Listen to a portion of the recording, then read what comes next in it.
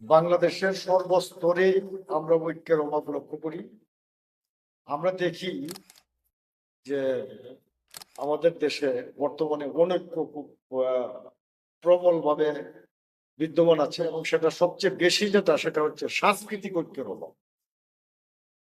আপনি দেখেন যে একজন কমিউনিস্ট, তাদের মধ্যে বিভাজন; একজন জাতীয়তাবাদী, তাদের মধ্যে বিভাজন; একজন ফেসি বিরোধী, তাদের মধ্যে বিভাজন; একজন ইসলামপন্থী, তাদের মধ্যে বিভাজন; এক সুফি দ্বারা লোকজন আছে, তাদের মধ্যে বিভাজন। অর্থাৎ আমাদের একটা বহু সংস্কৃতি, একটা সংকর সংস্কৃতির মধ্যে যে আমাদের বাস, তার মধ্যে আমরা যে ঐক্যগুলি আছে সেগুলি টেনে আনার চেষ্টা করেছি। ঐক্যের অভাব তো অবশ্যই আছে, এই জন্য ঐক্যের জন্য